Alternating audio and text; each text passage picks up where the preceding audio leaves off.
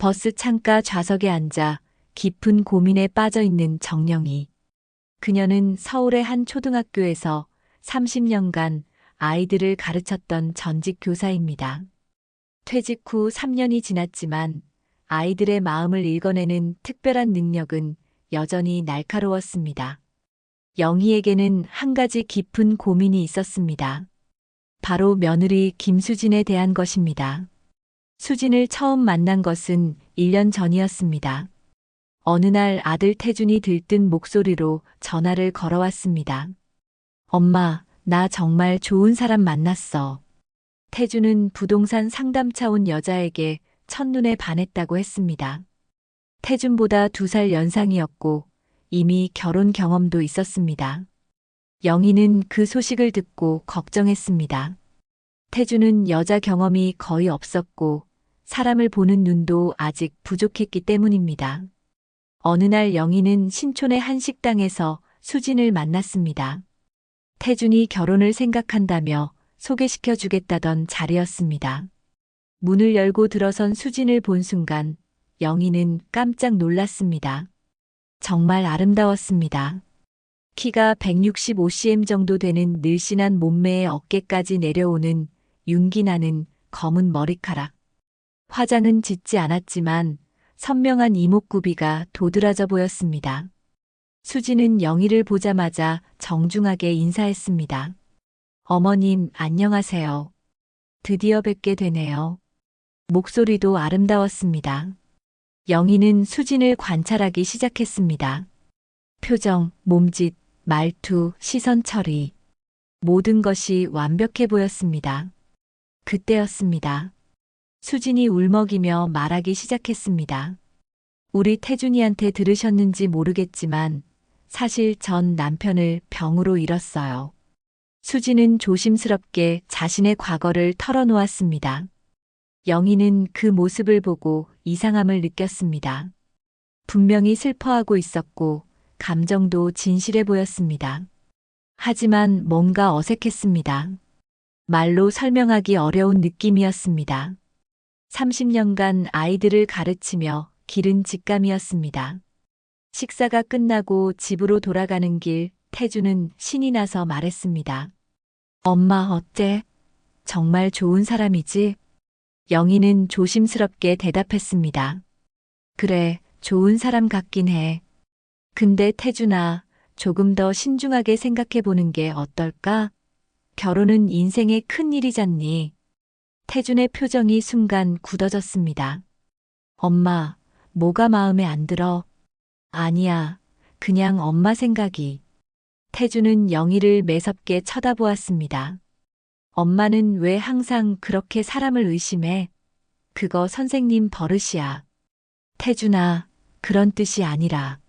하지만 태준은 이미 화가 나 있었습니다. 엄마, 나 정말 이 사람과 결혼하고 싶어. 제발 응원해줘.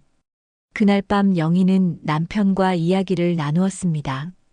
여보, 오늘 태준이가 데려온 여자 어떻게 생각해? 아주 좋던데. 참하고 예쁘고 예의도 바르고 우리 태준이한테는 과분한 며느리감이야. 그런데 나는 뭔가 이상한 느낌이 들어서 남편의 표정이 언짢아졌습니다. 당신 선생 생활 너무 오래 해서 사람 의심하는 게 버릇이 됐어. 며느리 될 사람까지 그렇게 보면 어떻게 해? 아니야, 그런 게 아니라.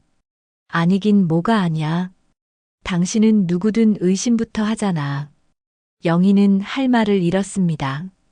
그 후로도 영희는 몇 번 더 조심스럽게 말을 꺼내보았습니다. 하지만 그럴 때마다 가족들의 반응은 똑같았습니다.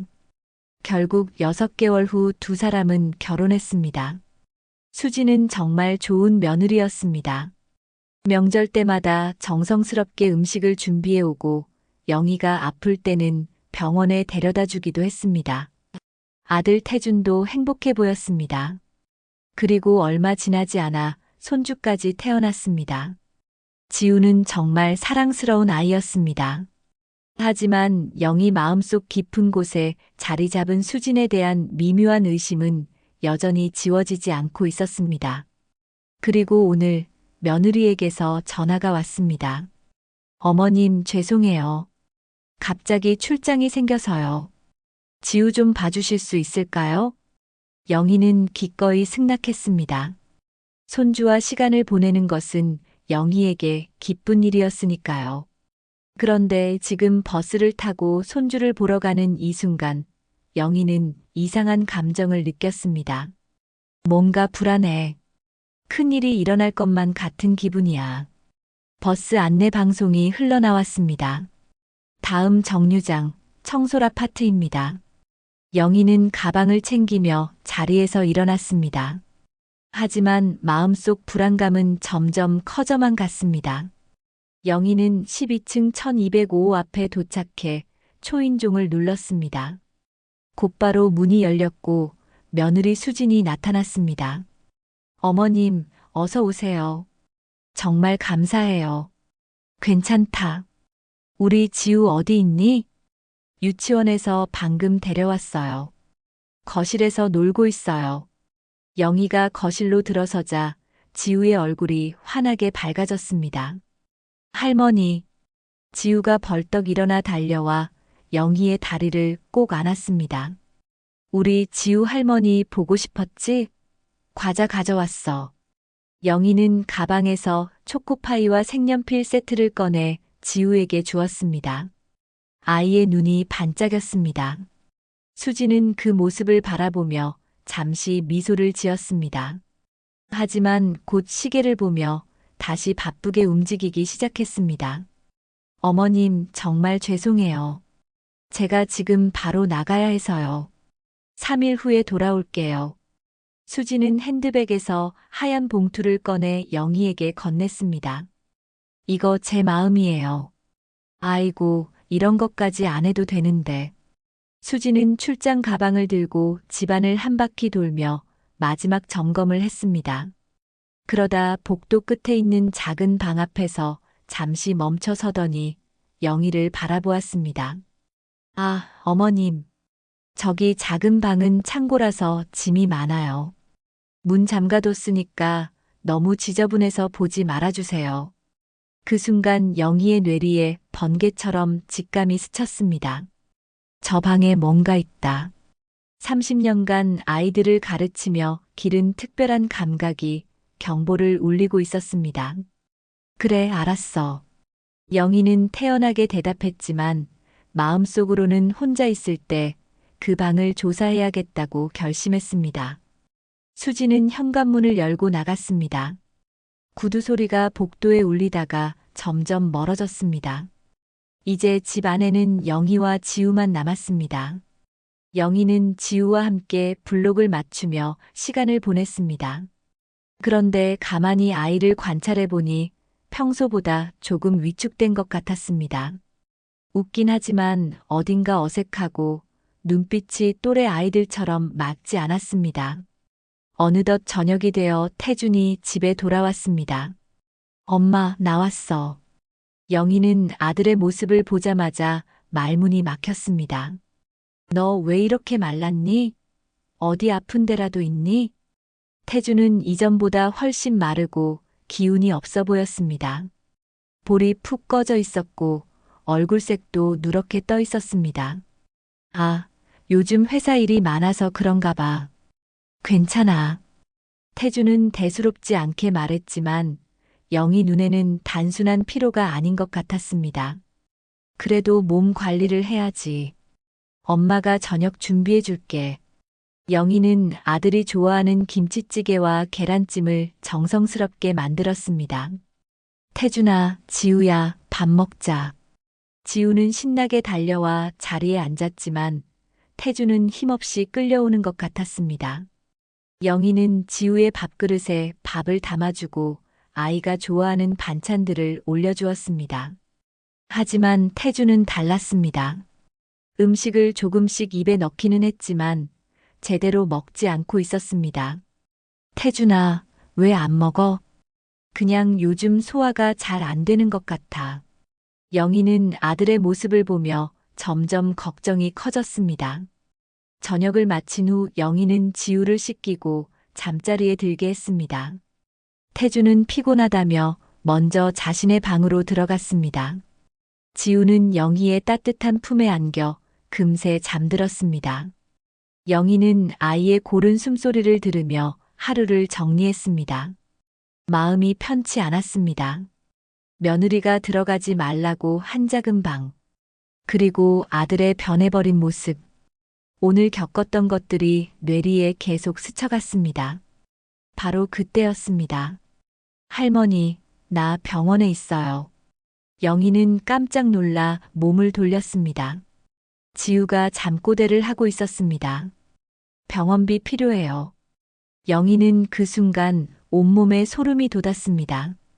지우가 무의식 중에 내뱉은 그 말이 영희의 뇌리에 새망치로 치는 것처럼 박혔습니다. 영희는 지우의 얼굴을 가만히 바라보았습니다. 아이는 여전히 깊이 잠들어 있었습니다. 방금 전의 잠꼬대가 꿈이었나 싶을 정도로 평온한 얼굴이었습니다. 하지만 영희는 그 말을 놓치지 않았습니다. 교사의 직감이 강하게 경고를 보내고 있었습니다.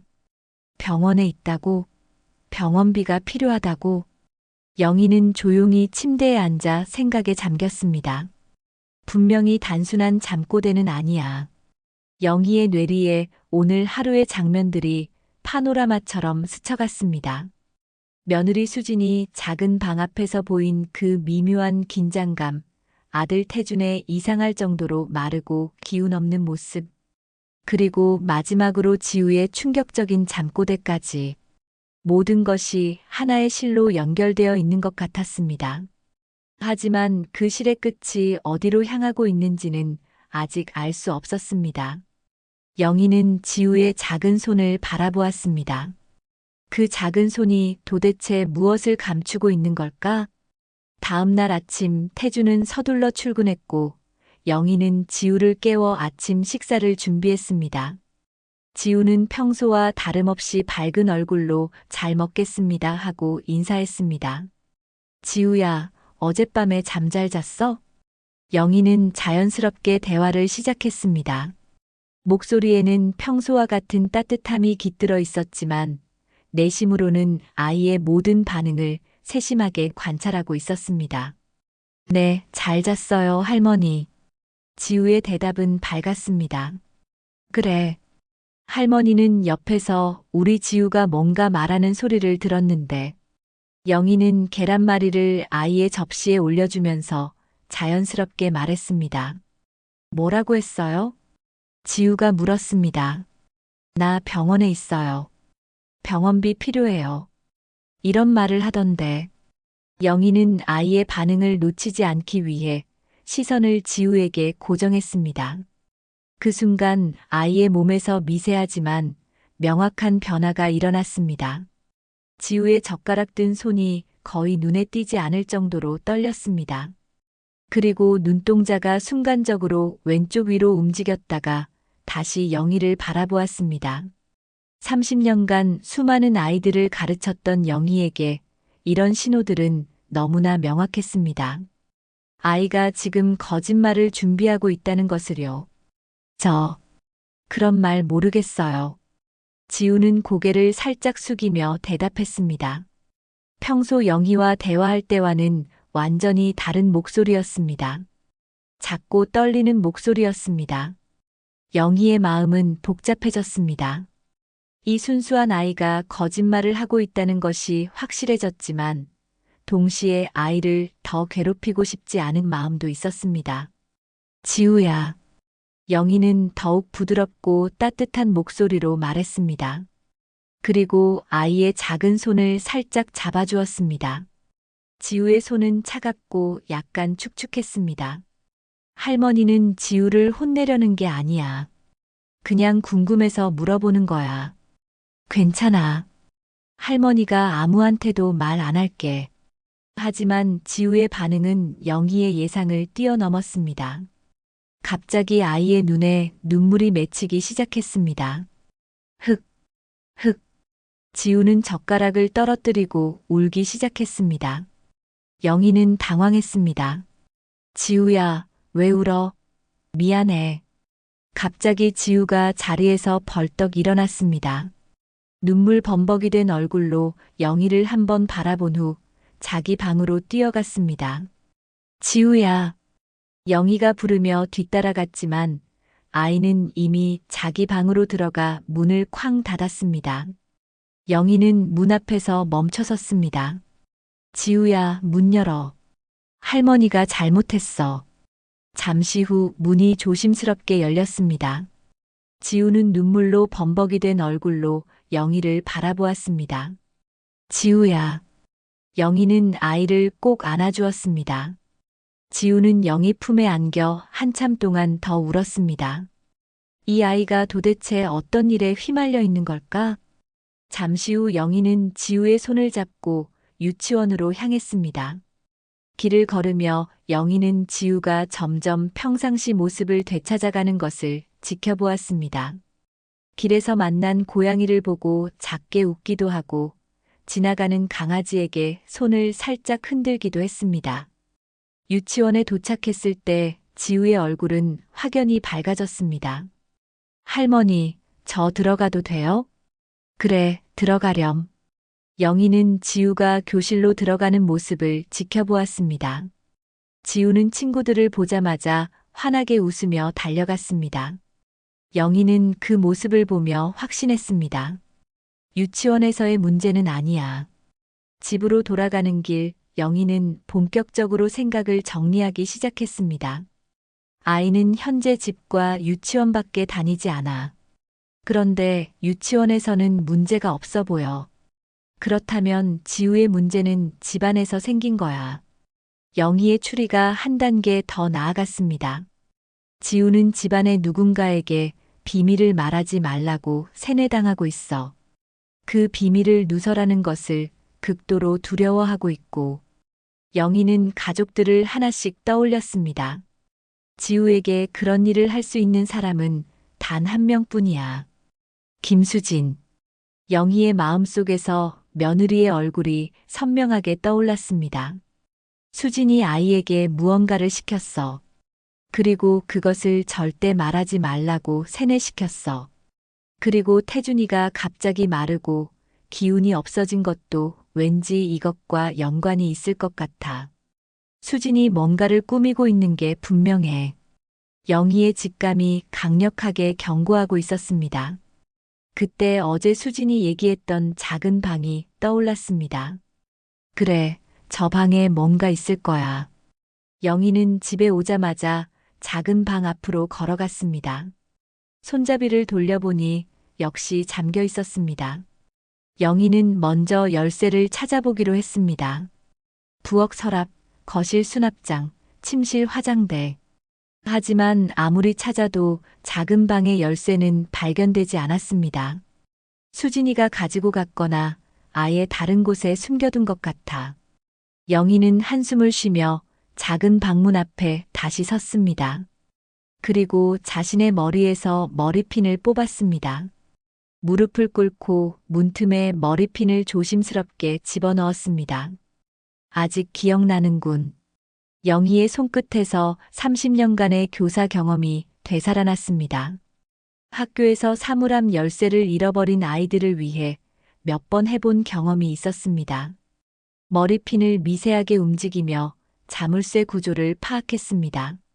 몇 분 후 작은 딸깍 소리와 함께 문이 열렸습니다. 영희는 조심스럽게 문을 밀고 안으로 들어갔습니다. 방 안은 어둠에 잠겨 있었습니다. 영희는 벽을 더듬어 전등 스위치를 찾았습니다. 불이 켜지자 영희는 깜짝 놀랐습니다. 정말로 창고였습니다. 작은 방 안은 온갖 물건들로 가득 차 있었습니다. 하지만 30년간의 교사 직감이 말하고 있었습니다. 영희는 교사 시절의 감각을 되살렸습니다. 체계적이고 끈질기게 수색을 시작했습니다. 서랍장, 책, 옷, 심지어 지우 장난감까지 하나도 빠짐없이 모두 조사했습니다. 하지만 2시간째 아무것도 발견하지 못했습니다. 영희는 점점 지쳐갔습니다. 몸이 예전 같지 않았습니다. 하지만 영희는 포기하지 않았습니다. 그때였습니다. 서랍장 맨 아래 서랍을 완전히 빼내고 그 안쪽 벽을 확인하던 영희가 뭔가 이상한 것을 발견했습니다. 서랍장 뒤쪽 벽에 작은 홈이 파여 있었습니다. 영희는 손을 집어넣어 확인해 보았습니다. 그리고 그 안에서 작은 물건을 만져졌습니다. 영희는 조심스럽게 그것을 꺼냈습니다. 작은 수첩이었습니다. 영희의 심장이 빨라지기 시작했습니다. 30년간의 교사 경험이 말하고 있었습니다. 이것이 바로 찾고 있던 증거라고. 영희는 수첩을 열어보았습니다. 첫 페이지에는 부동산 고객 리스트라고 적혀 있었습니다. 수첩 안에는 수많은 사람들의 정보가 빼곡하게 적혀 있었습니다. 이름, 주소, 전화번호, 나이. 그런데 모든 사람들이 65세 이상이었습니다. 영희는 더 자세히 살펴보았습니다. 각 사람의 정보 옆에는 추가 정보들이 적혀 있었습니다. 독거노인, 손주 있음, 연금 수령, 저축 많음. 그리고 특정 조건을 만족하는 사람들에게는 별표가 쳐져 있었습니다.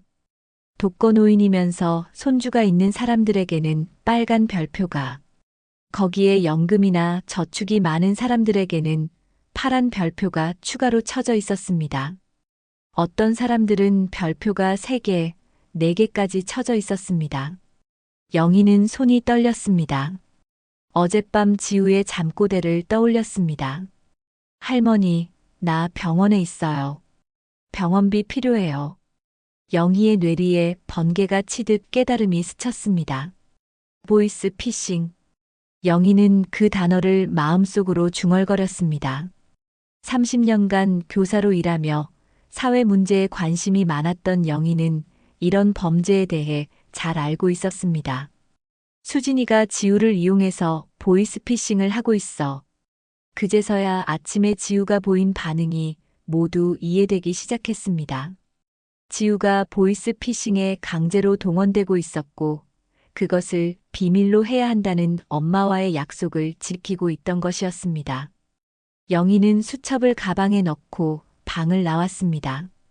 그리고 문을 다시 잠갔습니다. 시간이 흘러 저녁 8시가 되자 태준이 집에 돌아왔습니다. 어제와 마찬가지로 얼굴이 창백하고 기운이 없어 보였습니다. 태준아, 고생했다. 밥 먹자. 영희는 정성스럽게 준비한 저녁상을 차렸습니다. 하지만 영희는 음식 맛을 제대로 느낄 수 없었습니다. 머릿속에는 온통 보이스 피싱에 대한 생각뿐이었습니다. 저녁 식사가 끝나고 영희는 지우를 씻기고 재웠습니다. 태주는 거실 소파에 앉아 TV를 보고 있었습니다. 영희는 가방에서 부동산 고객 리스트 수첩을 꺼냈습니다. 손이 떨렸지만 말해야 했습니다. 영희는 태준 앞으로 다가가 소파에 앉았습니다. 태준아. 네, 엄마. 태준이 TV에서 시선을 돌려 영희를 바라보았습니다. 영희는 수첩을 태준 앞에 놓으며 조심스럽게 말했습니다. 이게 뭔지 알겠니? 태준은 수첩을 보더니 당황한 표정을 지었습니다. 이게 뭔데? 수진이가 작은 방에 숨겨놓은 거야. 내가 오늘 발견했어. 영희는 수첩을 펼쳐 보여주었습니다. 태준아, 내 생각에는 수진이가 보이스 피싱을 하고 있는 것 같아. 그 순간이었습니다. 엄마, 무슨 소리야? 태준의 목소리가 갑자기 높아졌습니다. 얼굴이 순간적으로 붉어지며 감정이 폭발했습니다. 안 그래도 요즘 힘들어 죽겠는데 엄마까지 왜 이래? 태준아, 진정해. 진정하라고. 내가 말했잖아. 사람 좀 의심하지 말라고. 지금 은퇴한 지가 언젠데 아직도 사람을 의심하고 다녀. 영희는 아들의 격한 반응에 당황했습니다. 엄마, 처음부터 수진이를 탐탁지 않아 했던 거 알고 있어. 그래서 계속 뭐라도 나와라 하고 지켜보고 있었던 거지. 태준아, 그런 게 아니라. 그럼 뭐야? 이거 누가 봐도 그냥 부동산 고객 명단인데 이거 가지고 보이스 피싱이라고? 말이 안 되잖아. 태주는 수첩을 집어들고 흔들며 말했습니다. 수진이가 부동산 중개사인 거 알잖아. 그리고 노인 고객분들도 많고. 다 알면서 어떻게 이 수첩을 보고 보이스 피싱이라고 말할 수 있어? 내가 가만히 있으니까 바보로 보나 봐. 영희는 간절한 목소리로 설명하려 했습니다. 태준아, 나도 가급적이면 이렇게 나서지 않으려고 했어. 그럼 왜 이래? 하지만 이건 아니야. 분명 위험한 상황이야. 하지만 태준은 들으려 하지 않았습니다. 엄마, 그만해. 더 이상 못 들어주겠어. 태준의 목소리가 집안에 울려 퍼졌습니다. 수진이가 얼마나 엄마 아빠를 위해 열심히 하는데. 진짜 너무해. 영희는 아들의 격한 반응을 보며 가슴이 찢어지는 것을 느꼈습니다. 태준아, 내 말 좀 들어봐. 안 들어. 더 이상 못 들어주겠어. 태준은 소리를 질렀습니다. 엄마, 당장 나가. 영희는 아들의 말에 충격을 받았습니다. 태준아, 뭐라고? 나가달라고. 지우는 내가 돌볼게. 태준의 목소리는 차갑고 단호했습니다. 그때 지우가 잠에서 깨어 밖으로 나왔습니다.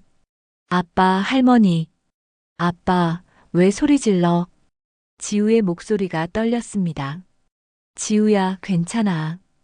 영희는 아이를 달래려 했지만 자신의 목소리도 떨리고 있었습니다. 엄마, 당분간 우리 집에 오지 마. 태주는 차가운 목소리로 말했습니다. 그 말은 영희의 가슴을 관통했습니다. 할머니가 왜 가요? 할머니 가지 마요. 지우가 영희에게 달려와 허리를 꼭 안았습니다. 지우야, 할머니가 다시 올게. 그때까지 잘 있어. 영희는 떨리는 목소리로 말했습니다.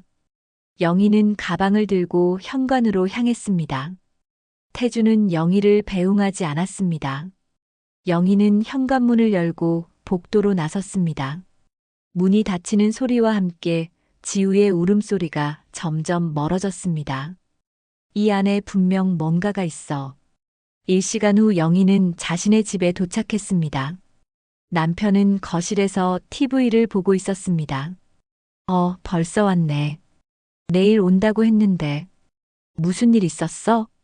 남편은 영희의 표정을 보고 뭔가 이상하다는 것을 느꼈습니다. 영희는 소파에 주저앉으며 한숨을 쉬었습니다.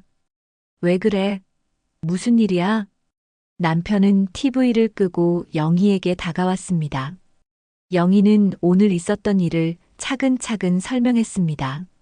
수첩을 발견한 것, 며느리가 보이스 피싱을 하고 있다는 의심, 그리고 아들과의 심각한 갈등까지. 하지만 남편의 반응은 영희가 기대했던 것과 달랐습니다. 당신 너무 심한 거 아니야? 남편의 목소리에는 실망감이 묻어 있었습니다. 아무리 그래도 가서 집을 뒤지고 며느리를 범죄자 취급하면 어떻게 해? 영희는 남편의 말에 더욱 절망했습니다. 당신이 잘못했어. 어떻게 가족을 그런 식으로 의심해? 남편은 고개를 저었습니다. 며칠 있다가 가서 당장 사과해. 태준도 수진이도 얼마나 상처받았겠어? 영희는 완전히 고립된 기분이었습니다. 그렇게 영희는 힘없이 자신의 방으로 들어갔습니다. 그리고 침대에 누워 힘없이 천장을 바라보았습니다. 온 가족이 자신을 등지고 있었습니다. 아들도 남편도 아무도 자신의 말을 믿어주지 않았습니다. 순간 교사 시절이 떠올랐습니다. 여자가 무슨 선생이야? 내가 뭘 알아? 남자 동료들은 영희를 의심하고 무시했습니다. 하지만 영희는 굴하지 않았습니다. 그 무시와 차별을 이겨내고 하나하나 자신의 손으로 문제를 해결해 나가면서 존경받는 교사가 되었습니다. 그 시절이 떠오르자 영희의 눈빛이 빛나기 시작했습니다. 그 눈빛은 평범한 할머니의 눈빛이 아니었습니다. 30년간 아이들을 지켜온 교사 정영희의 눈빛이었습니다. 그래, 어디 한번 해보자고. 내가 맞다는 걸 내 손으로 증명해 보이겠어. 그날 밤 영희는 며느리를 자신의 손으로 잡을 수 있는 계획을 세웠습니다.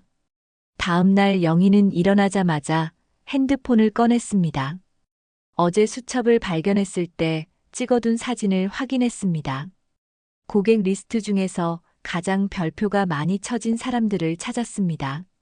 범죄자들은 항상 효율성을 추구한다는 것을 알고 있었습니다. 전화가 올 가능성이 가장 높은 두 사람을 찾았습니다. 첫 번째는 김동석이라는 할아버지였습니다. 독거노인이면서 손주가 있고 연금도 넉넉하며 저축도 상당하다는 표시가 되어 있었습니다. 영희는 먼저 김동석 할아버지에게 전화를 걸었습니다. 여보세요? 안녕하세요. 김동석 선생님이시죠? 네, 그런데 누구세요? 영희는 조심스럽게 말을 꺼냈습니다. 저는 정영이라고 합니다.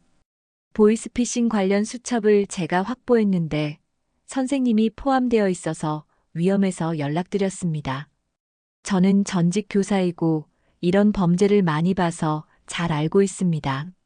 전화 너머 잠시 침묵이 흘렀습니다.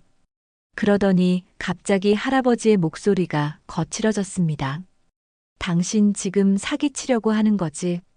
야, 이 사기꾼아. 내가 당할 줄 알아? 툭 전화가 끊어졌습니다. 영희는 한숨을 쉬었습니다. 두 번째 번호로 전화를 걸었습니다. 여보세요? 안녕하세요. 한명자 선생님이시죠? 영희는 같은 내용을 반복해서 설명했습니다. 이번에는 길고 깊은 침묵이 흘렸습니다. 마침내 한명자 할머니가 입을 열었습니다. 그런 일이 있었군요. 만나 뵙고 얘기하시죠? 영희는 안도의 한숨을 쉬었습니다. 정말 감사합니다. 어디서 만날까요? 저희 집으로 오세요. 주소 알려드릴게요.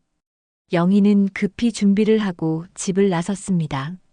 한명자 할머니가 살고 있는 곳은 영희 집에서 지하철로 1시간 거리에 있는 작은 주택가였습니다. 영희는 주소를 찾아 문을 두드렸습니다. 곧 문이 열리더니 작고 고운 할머니가 나타났습니다. 정영희 선생님이시죠? 어서 들어오세요. 한명자 할머니는 정중하게 영희를 맞이했습니다. 집안은 깔끔하게 정리되어 있었지만 혼자 사는 사람의 집답게 조용하고 쓸쓸한 분위기였습니다. 차 한 잔 드릴게요. 한명자 할머니는 따뜻한 차를 내오며 영희 맞은편에 앉았습니다. 전화로 말씀드린 대로 보이스 피싱 관련 자료에서 선생님 성함을 봤어요. 한명자 할머니는 영희의 표정을 가만히 살펴보았습니다. 선생님이 그 사람들을 잡으려고 하신다는 얘기인가요? 네, 그렇습니다. 제가 그 당사자를 꼭 잡아야 하는 상황이라서요. 그런데 어떻게 잡을 생각이신가요? 곧 선생님에게 전화가 갈 겁니다. 그때 제가 그 목소리를 확인하고 녹음만 하면 됩니다. 영희는 간절한 목소리로 말을 이어갔습니다. 그때까지 제가 이곳에서 머물며 기다려도 될까요? 살해는 꼭 하겠습니다. 한명자 할머니는 잠시 생각에 잠겼습니다. 사실 저도 말씀드리고 싶은 게 있어요. 한명자 할머니의 목소리가 조금씩 떨리기 시작했습니다. 저희 남편이 보이스 피싱을 당했거든요. 영희는 깜짝 놀라 한명자 할머니를 바라보았습니다. 몇 년 전 일이에요. 5천만 원이었어요. 손주가 다쳤다는 말에 정신을 못 차리고 다 보내버린 거예요. 한명자 할머니의 목소리가 흐느끼는 소리로 변했습니다. 그 후로 남편이 완전히 달라졌어요. 그러다가 결국 세상을 떠났어요. 그 보이스 피싱이 남편을 완전히 무너뜨렸다는 걸 저는 알고 있어요. 영희는 한명자 할머니의 이야기를 들으며 눈물을 흘렸습니다. 그래서 선생님이 오신 그날 남편 생각이 나더라고요. 그 나쁜 놈들을 잡을 수 있다면 얼마든지 돕고 싶었어요. 영희는 한명자 할머니의 두 손을 꼭 잡았습니다. 명자 씨, 사실 저도 말씀드려야 할 게 있어요. 그 보이스 피싱을 하려고 하는 사람이 제 며느리예요. 한명자 할머니는 깜짝 놀라 영희를 바라보았습니다. 그런 일이 있었군요. 영희 씨, 걱정 마세요. 제가 꼭 며느리를 잡도록 도와드릴게요. 정말 고마워요. 영희는 자신의 편이 되어줄 사람을 찾았다는 안도감에 눈물을 글썽였습니다. 그날부터 영희는 한명자 할머니 집에서 지내게 되었습니다. 둘은 함께 밥을 해먹고 차를 마시며 이야기를 나누었습니다. 비슷한 연배의 두 할머니는 금세 친해졌습니다. 이틀 후 저녁, 두 할머니는 함께 저녁을 먹고 있었습니다. 창밖으로는 해가 지고 있었고 부엌 전등이 따뜻한 빛을 비추고 있었습니다. 그때였습니다. 따르릉. 전화가 울렸습니다. 한명자 할머니는 젓가락을 멈추고 영희를 바라보았습니다. 받아보세요. 한명자 할머니는 천천히 일어나 전화기로 향했습니다. 영희는 긴장한 채로 한명자 할머니의 뒷모습을 바라보았습니다. 여보세요? 전화 너머로 어린아이의 목소리가 들렸습니다. 할머니. 그 순간 영희의 온몸에 전기가 통하는 것 같았습니다. 그 목소리를 알아볼 수 있었습니다. 바로 지우의 목소리였습니다. 할머니, 나 병원에 있어요. 한명자 할머니는 순간 얼어붙었습니다. 영희에게서 들었던 지우의 잠꼬대와 똑같은 말이었습니다. 나 많이 다쳤어요. 병원비 필요해요. 영희는 자리에서 일어나 한명자 할머니 곁으로 갔습니다. 가슴이 두근두근 뛰었습니다. 한명자 할머니는 영희를 바라보며 눈짓을 보냈습니다. 우리 손주 뭐라고? 할머니가 잘 안 들렸는데 다시 한번 말해보렴.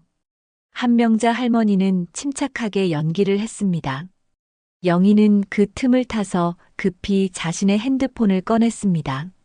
손이 떨렸지만 재빨리 녹음 기능을 켰습니다. 할머니, 나 병원에 있어요. 많이 다쳤어요.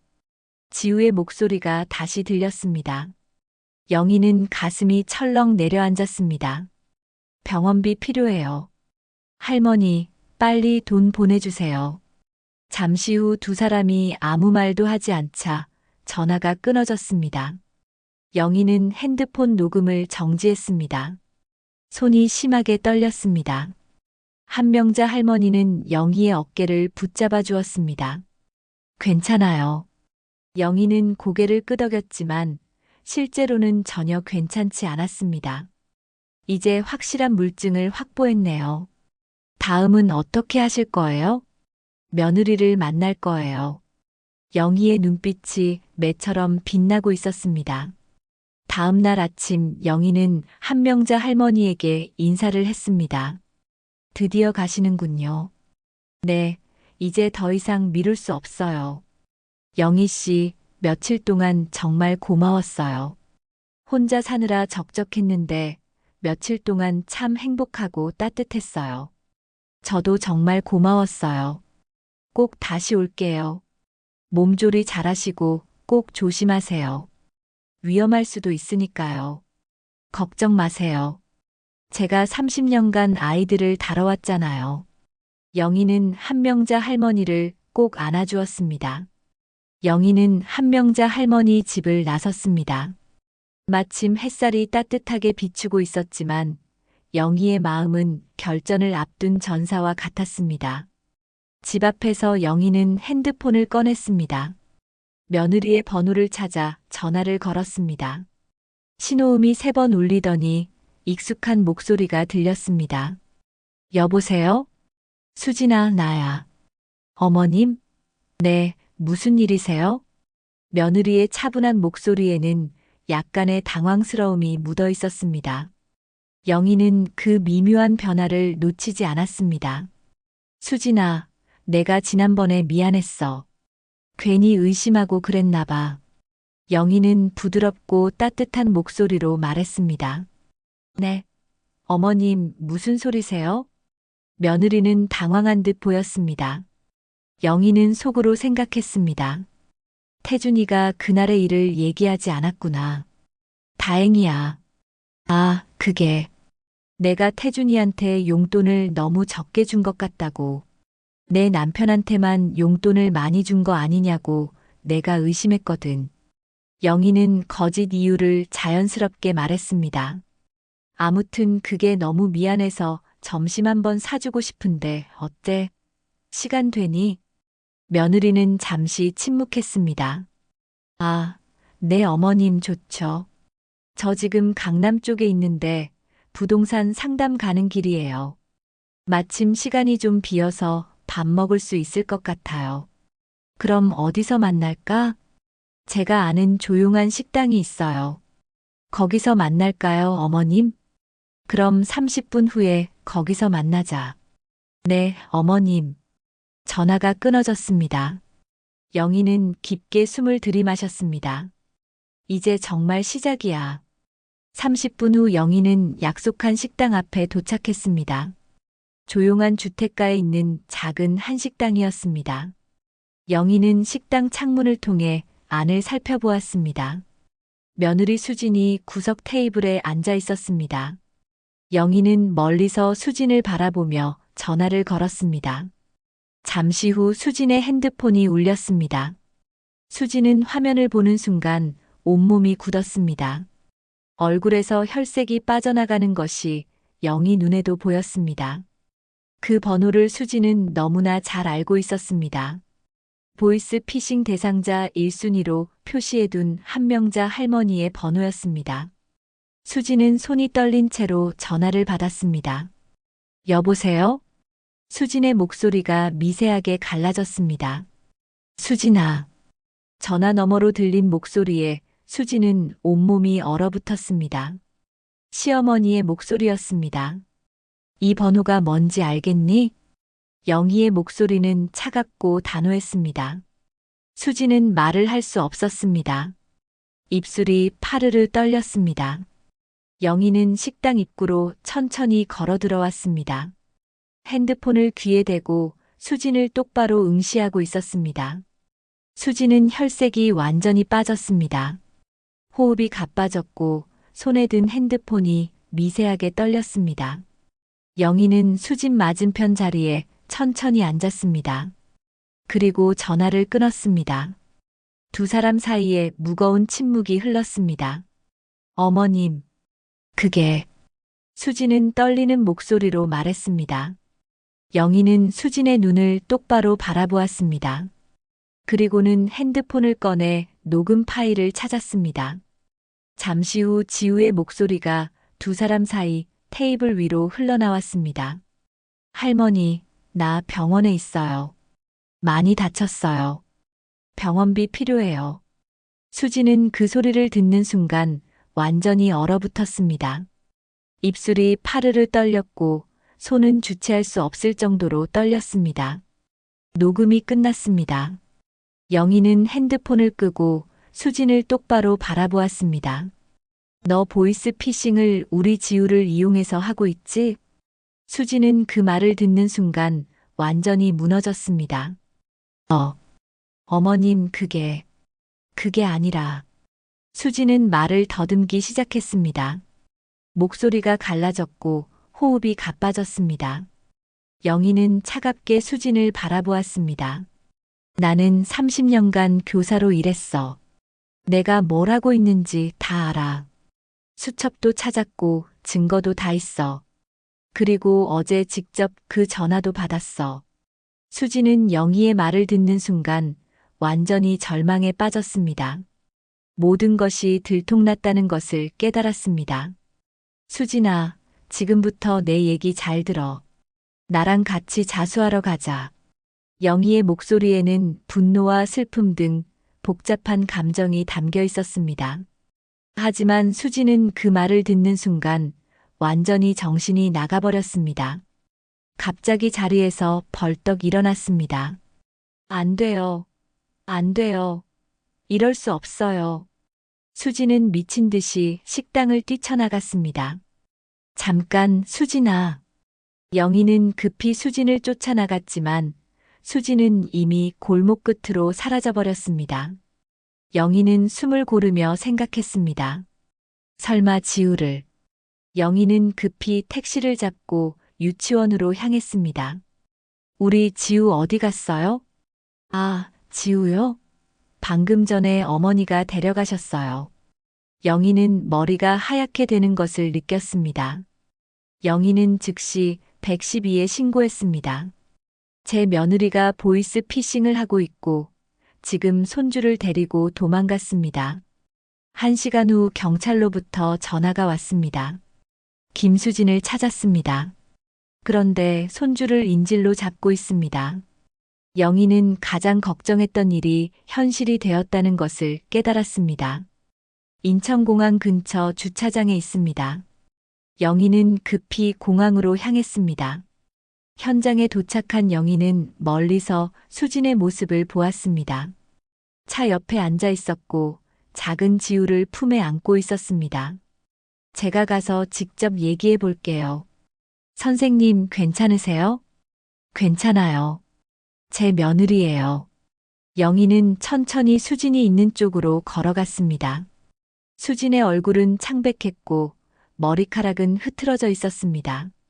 지우는 수진 품에서 작게 울고 있었습니다. 영희는 10m 정도 떨어진 거리에서 멈춰섰습니다.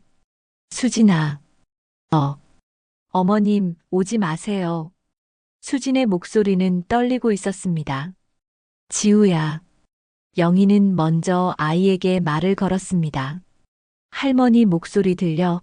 할머니가 왔어. 지우는 할머니의 목소리를 듣고 고개를 살짝 들었습니다. 눈물 범벅이 된 작은 얼굴이 영희를 바라보았습니다. 할머니, 괜찮아, 지우야. 무서워하지 마. 할머니가 여기 있어. 영희는 이제 수진에게 시선을 돌렸습니다. 수진아, 너도 이렇게 되고 싶지 않았을 거야.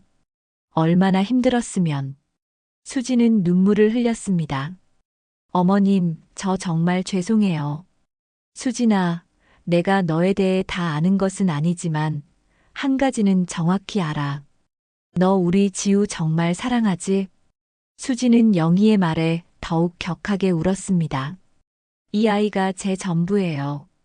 그럼 이 아이를 위해서라도 이제 그만하자. 지우한테 이런 기억 남겨주고 싶어? 수진은 지우를 바라보았습니다. 아이는 여전히 무서워하며 떨고 있었습니다. 수진아, 내가 약속할게. 아이만 보내줘. 그러면 내가 너의 편이 되어 도와줄게. 수진은 영희를 바라보았습니다. 자수하면 형량도 줄어들어. 그리고 지우는 내가 잘 키울게. 수진은 영희의 말을 듣고 한참을 망설였습니다. 그러더니 지우를 바라보며 눈물을 흘렸습니다. 지우야, 엄마가 미안해. 할머니한테 가. 지우는 울면서도 영희에게 걸어갔습니다. 영희는 지우를 받아 안았습니다. 수진아, 고마워. 수진은 고개를 숙이고 두 손을 들었습니다. 경찰들이 조심스럽게 다가왔습니다. 그 후 본격적인 수사가 시작되었습니다. 수진의 범죄 조직이 모두 밝혀졌고 더 충격적인 사실도 드러났습니다. 수진은 전 남편을 독살했고 태준에게도 농약을 조금씩 먹이고 있었습니다. 재판에서 수진은 중형을 선고받았습니다. 그 후 영희와 남편은 아들의 집에서 살게 되었습니다. 태준은 점점 회복되어 갔고 지우는 영희의 보살핌 속에서 조금씩 안정을 되찾아갔습니다.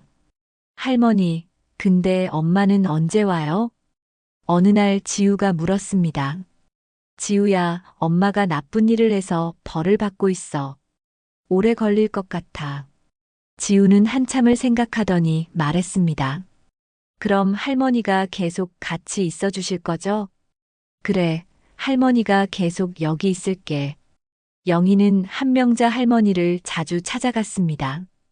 두 사람은 이제 정말 가까운 친구가 되어 있었습니다. 오늘은 지우도 데려왔어. 어머, 우리 지우가 또 컸네. 어서 들어와. 그때 현관문이 열리는 소리가 들렸습니다. 한명자 할머니의 딸 혜진이었습니다. 어머니가 자주 이야기해 주시는 영희 선생님이시죠? 혜진은 단정하고 참한 인상이었습니다. 지우야, 이모가 사탕 가져왔어. 먹을래? 지우는 사탕을 받으며 활짝 웃었습니다. 혜진은 아이들을 정말 좋아했습니다. 그날 이후로 혜진과 지우는 더욱 가까워졌습니다. 엄마, 내가 자주 얘기한 명자 할머니 있지? 너도 한번 인사하러 가지 않을래? 다음 주말 태주는 영희와 지우와 함께 한명자 할머니 집을 방문했습니다. 그때 마침 혜진이 집에 왔습니다.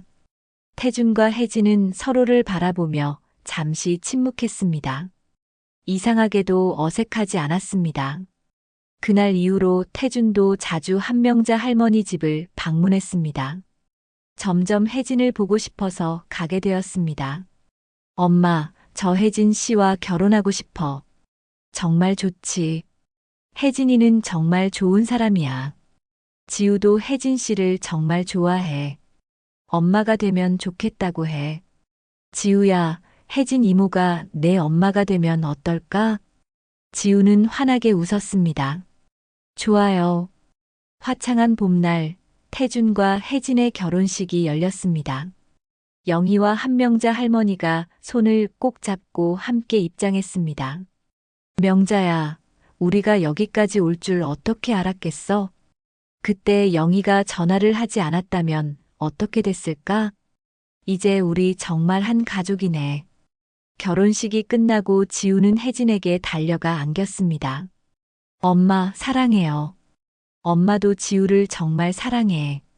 그 모습을 보며 태주는 행복한 눈물을 흘렸습니다. 영희는 모든 것을 지켜보며 마음속으로 감사했습니다. 힘든 시간을 겪었지만 결국 모든 것이 가장 좋은 방향으로 흘러갔습니다. 그날 밤 영희는 남편과 함께 차를 마시며 생각했습니다. 정말 다행이야. 모든 게 잘 풀렸어. 당신이 옳았어. 당신이 아니었으면 어떻게 됐을지 몰라. 창밖으로 달이 밝게 빛나고 있었습니다. 영희는 그 달을 바라보며 미소를 지었습니다. 때로는 가장 어려운 시간이 가장 큰 축복의 시작이 되기도 합니다. 30년간 아이들을 가르치며 배운 가장 중요한 교훈이었습니다. 영희는 따뜻한 차를 마시며 평온한 밤을 맞이했습니다. 내일은 또 새로운 하루가 시작될 것이고 사랑하는 가족들과 함께하는 평범하지만 소중한 일상이 계속될 것입니다. 그것만으로도 충분히 행복했습니다.